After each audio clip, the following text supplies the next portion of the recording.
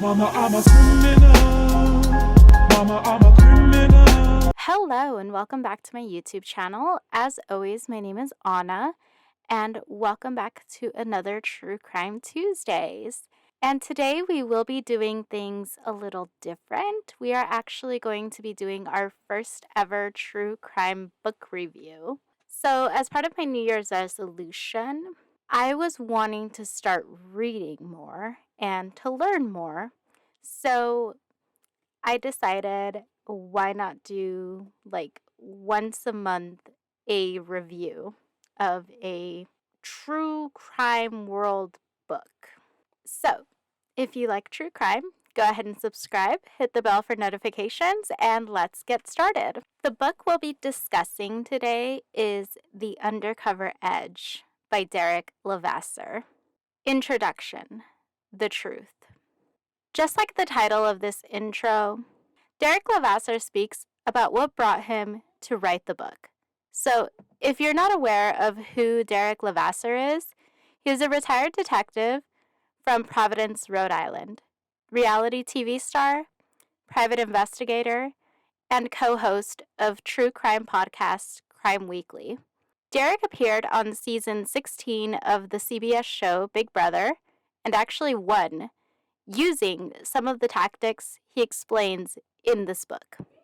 For those of you like me who don't know what Big Brother is, it's basically a competition reality show where people or house guests compete for a prize of $500,000. Derrick appeared on season 16 of this show, which originally aired June 25th, 2014 until December 24th, 2014. That was Derrick's season. After winning Big Brother, Derrick would be given the opportunity in 2018 to star in his own true crime show on Discovery ID, Breaking Homicide, where Derrick, along with Chris Mohandle, would go across different parts of the U.S. and trying to seek justice for the victims and their families. COVID, unfortunately, has delayed any further seasons of Breaking Homicide, but hopefully it will be back soon. But now that we know about the author, let's get into the nitty-gritty of the book. Chapter 1, Define Yourself. Right out of the gate, this first chapter, initially after I read it, I was so pumped and inspired and really motivated. I will still go back and read the first chapter anytime I'm in a slump or getting uninspired. I read this book to get my motivation back in gear. In this chapter, Derrick describes his first day and interactions at the police academy. He also explains what you should have handy when starting in your work: taking notes, taking mental notes, questioning yourself, and what you're good at, your strengths and opportunities, and how you view yourself versus what you allow others to see through the Johari window. Derrick describes the Johari window as giving you a visual of your characteristics. The four squares broken between the four boxes, open area or arena. I myself see this as what I know and what others know about me. For example, the fact that I enjoy true crime. The next box is the blind spot. I took it as an overlooked trait, something someone else notices about me that I don't see in myself. This example being that I am always told that I am really good with finances, but I don't see that in myself. The following box is the unknown. I know it sounds scary, but Derrick sees this as a positive, and you don't know what hidden talent just yet. But Derrick sees this that you don't know what hidden talent you have. You just have to try it. And the last box is a facade. I view this as some trait that I am good at and I know that I'm good at, but no one else knows. In this example, I'll be using my YouTube channel. Unless you're really paying attention to my social media, you don't know that I have this channel. This, honestly, aside from the motivation part, is my biggest takeaway from this chapter. Chapter 2, Know Your Target. The title of this chapter pretty much says it all. It talks about how to learn, how to read a person. One way of reading a person is by building a profile of the person, by taking those mental notes, listening to the person when they speak, but also how they speak. When it comes to certain topics, and above all, finding a way to tell when someone isn't being 100% honest, you want to start with base, general, everyday questions. Listen to how they answer those questions and look for behaviors or triggers. Then get into what you really want to know. This is where you find a person's tell. I actually tried this on my partner and I found out a lot. One of the big takeaways I took was how to build rapport with a person. To know the person you're trying to figure out, you must do some research on them. What they like, what motivates them, stuff like that. Once you find what motivates them, then you can start to make things work in your favor, just like Derrick did on Big Brother. He recalls times when he would use what motivated a person or what they truly wanted in order to get himself ahead. The example he used was when a contestant was really driven more by music than money. So Derrick suggested that the person should do insert random task here, and that if they were really well, it could attract the attention of labels. And by doing this, he would be able to play the game using his tactics. And what happened? He ultimately won the $575,000 prize. Chapter 3, Start at Headquarters. Health, wealth, and family. The point of this chapter. Derrick gives great examples and ways that you can improve and realize in those different aspects. For example, when it comes to discussing health, Derrick explains that health is one of the most important because, as he says, you only get one body, so keep it healthy. Fitness in your health can also help when it comes to negativity, hateful comments. Go for a walk, work out. If you do that, instead of firing back or getting into an altercation, the chances of the negative things happening is very slim because you found a positive alternative. Wealth is another point of this chapter. The point that Derrick tries to make is that money is as important as people try to not make it seem. As Derrick says, money can't buy love, but it can buy happiness. I personally agree with this statement after he gave his explanation. The happiness I get from being able to get my child everything that I couldn't have as a child is amazing. And the reality is that I wouldn't be able to make myself or my child happy if it wasn't for money. I would also like to add the financial security that money brings. For example, before the pandemic, I was fortunate enough to come into a good amount of money, enough to start a nest egg. What happened? Within 2 months of me receiving this, my tire blows out, and I need new tires.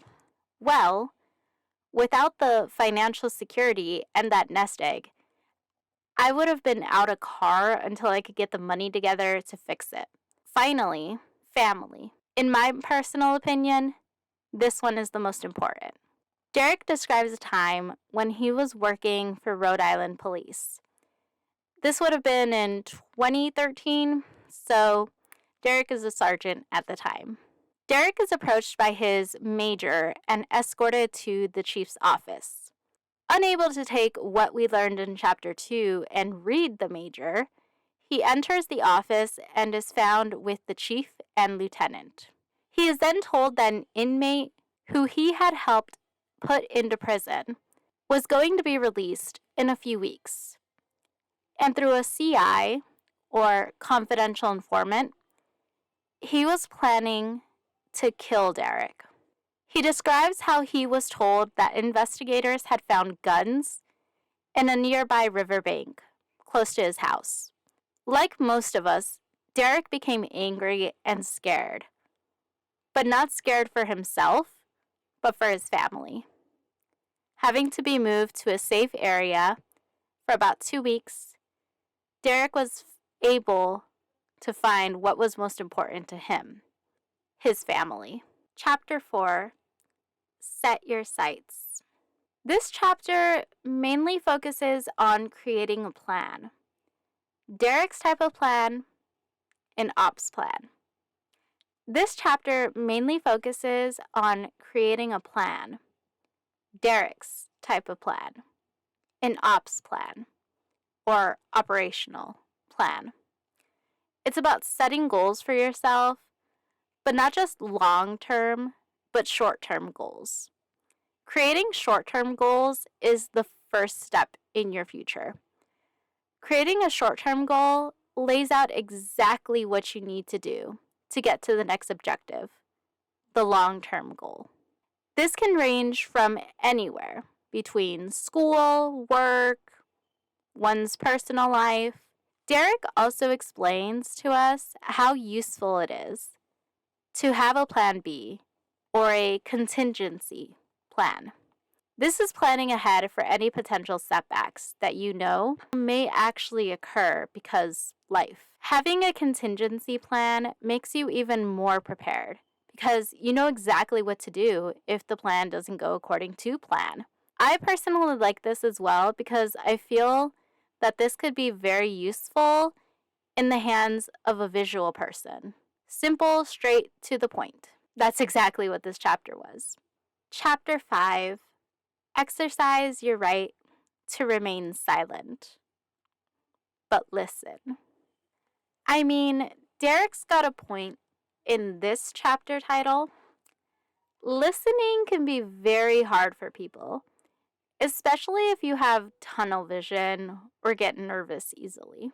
In this chapter, we get tricks on how not to only listen, but remember what it is that we are listening to and for.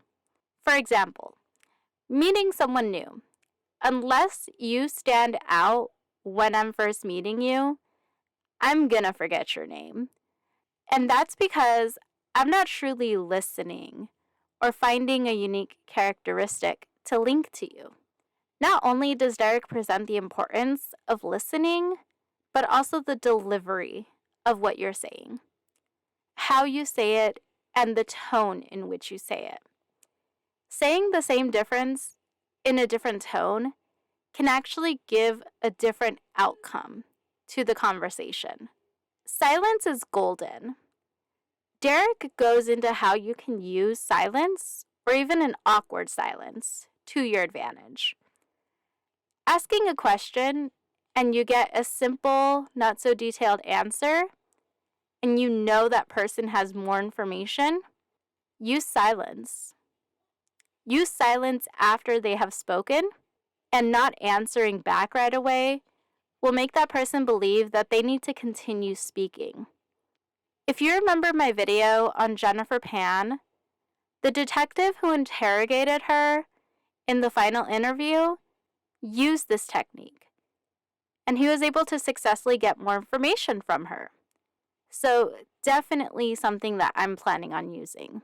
But before we move on, there was one piece of this chapter that I found interesting and wanted to question.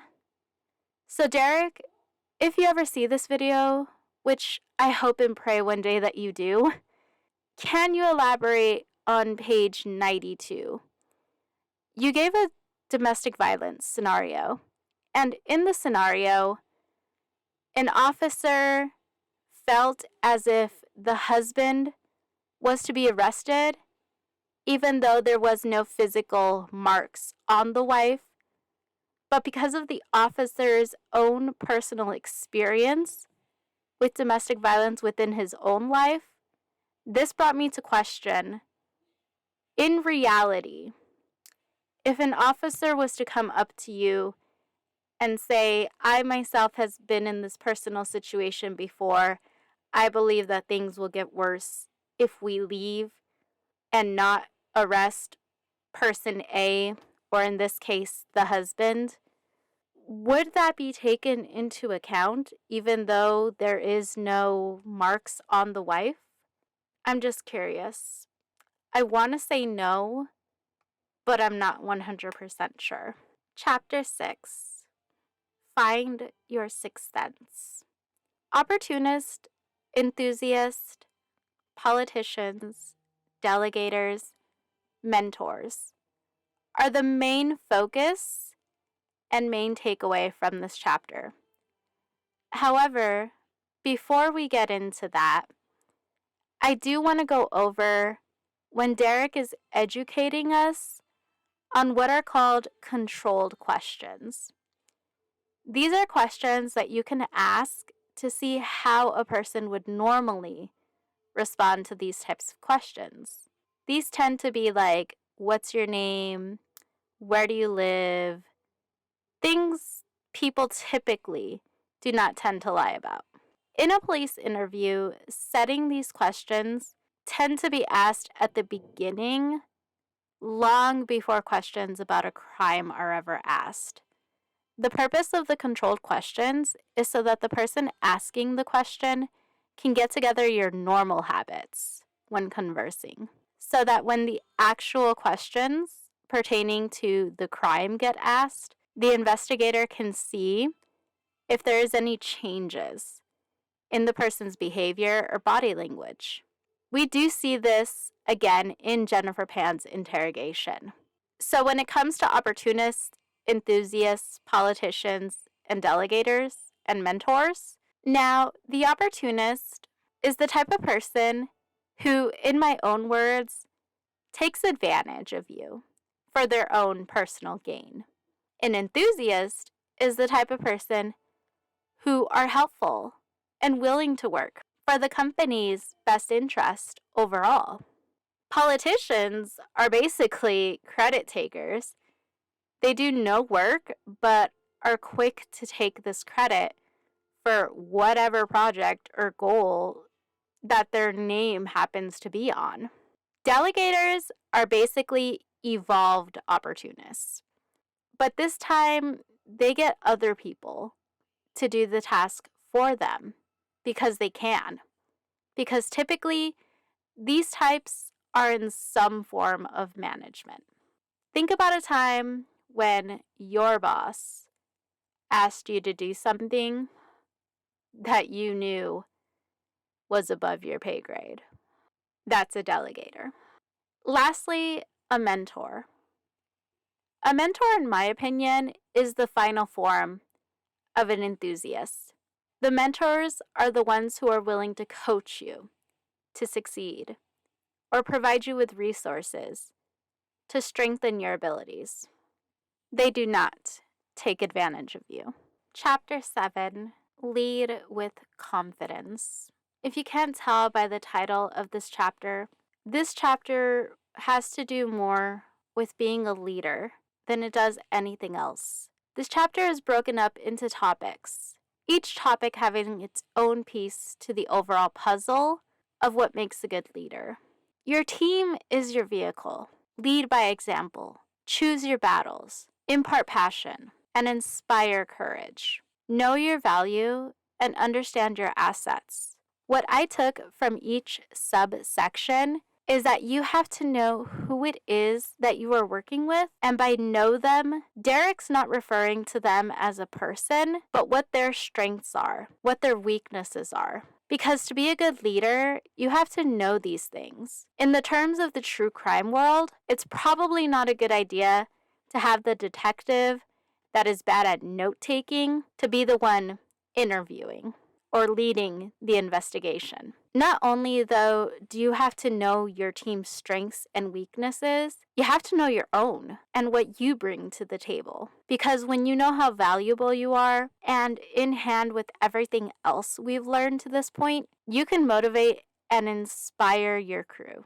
Leading by example, Derrick gives a great example of leadership. He tells a story about when his chief had made a new rule. All patrolmen had to wear their police hats when conducting any type of stop. Did Derrick like it? No. But when his team that he was managing asked him what he thought, he stayed true and basically told them, I don't like it, but I'm abiding by it, and so will you. Being honest and truthful with your team is a key because you're building trust, and trust gets you a lot further than lying, and a whole lot further than just doing what you say, not what you do. All of these pieces put together can make one hell of a leader. Chapter 8, Use Your Head. This chapter on mental preparedness gets broken down to two different mental states of mind: visualization and sleep.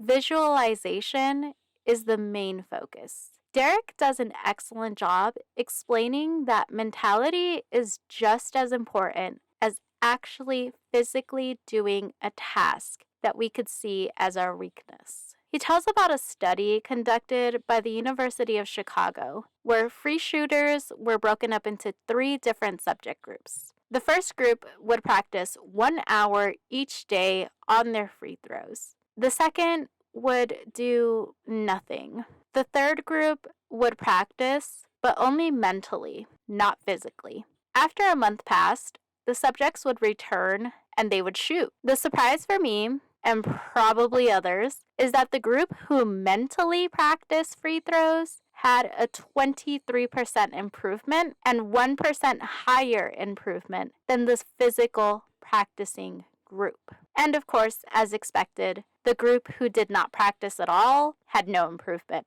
Visualizing when planning is a key in whether or not you are really prepared for said task. I always go into task planning out possibilities, but since I am a positive person, for the most part, I don't think of the negative possibilities. So I never really prepare for them. And what ends up happening? Yep, something I didn't mentally or physically prepare for. Now this I do find interesting, the sleep portion of the chapter. Derrick helped me realize that we learn even when we're sleeping. We learn. We visualize our day as it's getting mentally uploaded to like our mental hard drive or our memories. So Derrick gave me an idea. I wrote this chapter after I had taken a nap. I thought of this idea for 2 reasons. I wanted to see if it would really improve how I wrote out this chapter, but also I was getting really sleepy reading the chapter, which happens to me whenever I read any kind of book, but I digress. After my nap, I was able to comprehend a lot more of the chapter as opposed to if I had just wrote it after I read it. Chapter 9, Turn Police Tactics into Corporate Strategies. So up to this point, we've learned the strategies, leadership, and teamwork that officers use, and now Derrick translates it all into a corporate, non-aggressive world. Not that the corporate world isn't as aggressive, because I come from that world, and it is. But it's not as aggressive as being within, like, law enforcement. Being from the corporate world myself, I can see where some of these strategies, with a little tweaking here and there, can make someone successful. The part that I tend to agree with the most is what Derrick calls roll call, or in the corporate world, huddles. I once worked for a company where at the beginning of the day, the first 15 minutes were dedicated to a team huddle, where everyone would gather around with their leader and discuss the important news of the day. Anything that recently came out that may impact your day, or come up with things to look for when working. This was really beneficial to me because it let me know what to expect for the next 8 to 10 hour day. I agree with Derrick that all workplaces would benefit greatly, even if it's just 15 minutes to do a roll call. You're building a stronger team. Chapter 10, Learn from your mistakes. This is Derrick's favorite chapter, so I was excited to get to it. My biggest takeaway from this chapter is learn from your mistakes. It happens. We're not perfect. We're human, and human error exists. Mistakes happen. But mistakes are only beneficial to happening if you actually learn from them and not just get better at covering up those mistakes. We've all made mistakes in our lives. The mistakes that we made, yeah, they may have been bad, but they shaped us into the person that we are today, especially if we learned from them. I have personally made so many mistakes in my life, and thankfully, I've been able to learn from every single one of them. And that turned me into the person that I am today, and turned Derrick into the person that he is today. Because in the next chapter is where things get personal. Chapter 11, Grow Through Adversity.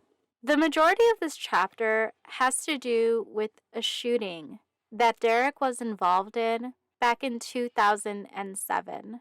So I wanted to do a little research on it just to kind of see what news articles were saying, but I couldn't really find much except a bunch of Reddit posts. And Derrick being a police officer, those Reddit posts were honestly just irrelevant. So let's go ahead and read from Derrick's perspective, and then I'll be giving you my own personal opinion. It happened on April 8th, 2007. A man called the emergency line, stated that he needed help, and then hung up the phone.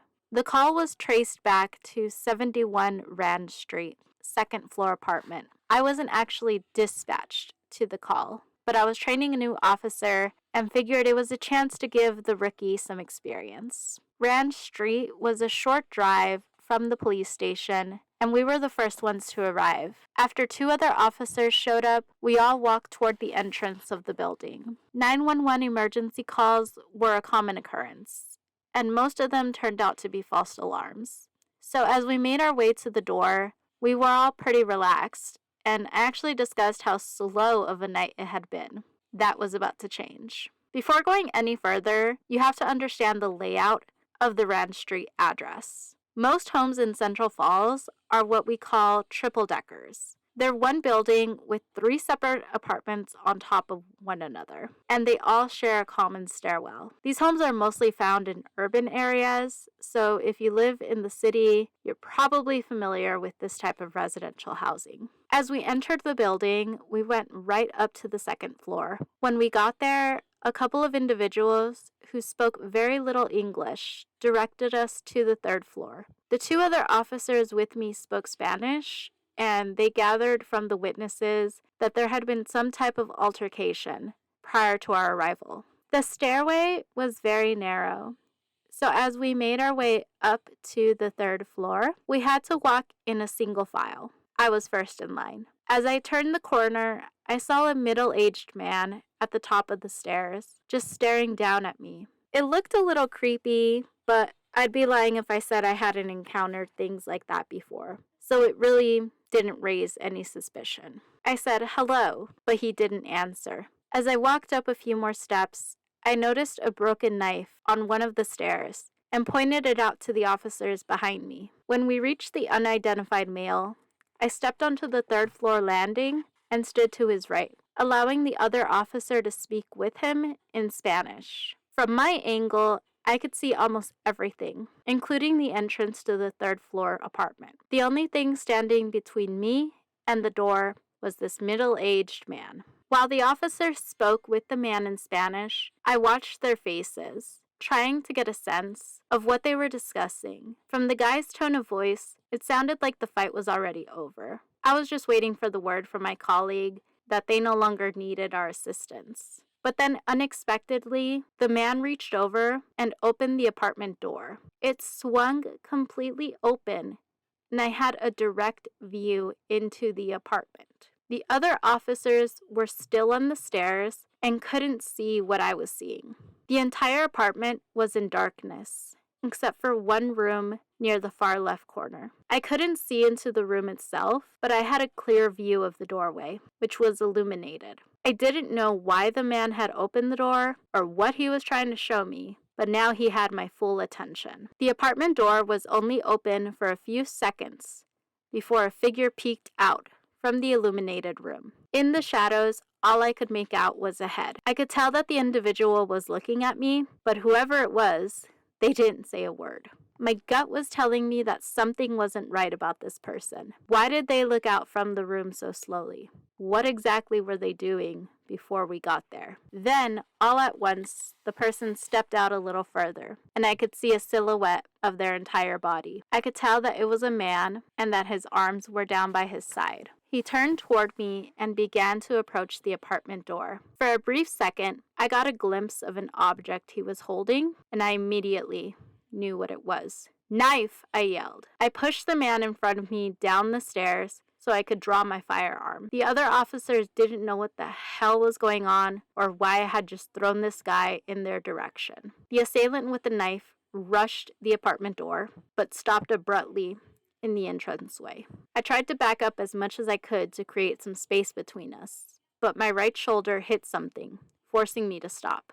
Then I felt a breeze on my back. I was up against a frame of a large open window. 1 inch further, and I would have fallen 3 stories to the pavement below. The knife-wielding man stared right into my eyes as he raised the weapon to his chest and pointed it in my direction. He was angry, and it appeared that he was under the influence of alcohol or drugs. But all I could do at that point was keep my firearm aimed at his chest. I repeatedly instructed him to drop the knife, but he refused. The blood was pounding in my ears, and I knew we were at a make or break point. Moving without warning, he quickly retreated into the apartment, slamming the entrance door and locking himself inside.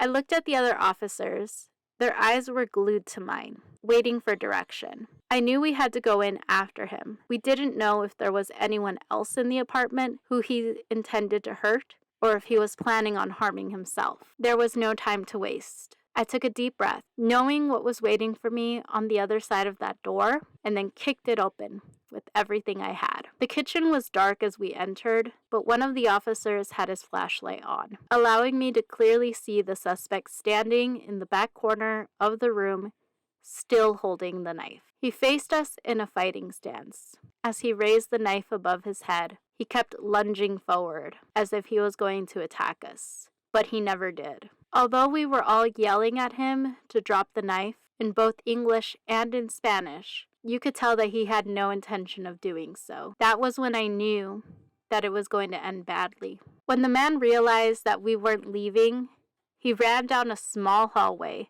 that led to the living room. We immediately followed, but because of the narrowness of the hallway, we had to stack into a single line, and I was at the front. I advanced to the doorway of the living room and stopped before entering, so I could see where he was. The room was small, maybe 10 feet by 10 feet. There was a window on the back wall that led to a fire escape, which he intended to use to avoid being apprehended. When he saw me standing in the room, still pleading with him to drop the knife, he decided that there were only 2 ways this was going to end. He was going to kill me, or I was going to kill him. It only took a second for him to make his move. He raised the knife over his head and ran straight toward me. I gave it one last attempt and demanded he drop the knife, but he already made up his mind. I aimed my firearm at his chest and pulled the trigger. I heard 2 loud bangs and saw his shirt tear open,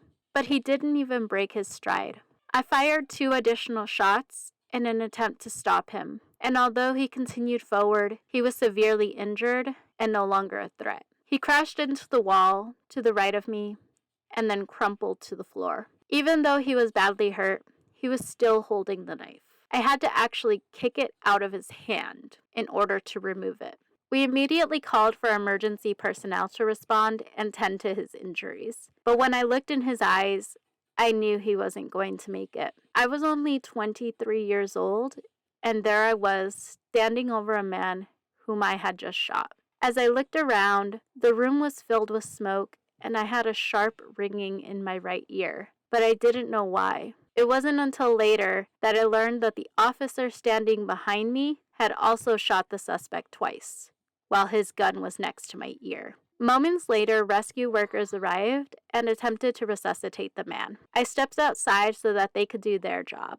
I sat on a wall in the driveway to collect my thoughts and steady my nerves. As I was sitting there trying to wrap my head around what had just happened, the emergency personnel exited the building and slowly walked back to the ambulance. I looked at one of them and asked, "Did he make it?" He glanced at me and replied, "No, sorry." He had confirmed what I had already known. I had just taken a man's life in a matter of seconds on a call that I wasn't even originally dispatched to. My life was changed forever. Chapter 12. Surround yourself with inspiration. The last chapter can be summed up as Derrick summing up the points of his life that made him the person that he is now. That's it. The conclusion, my conclusion, is that this book, it gives you the tools that you need to make yourself a better person, a better employee, a better you overall. From being able to read people to how our biggest mistakes and biggest regrets mold us into the person that we are today. So that is our first ever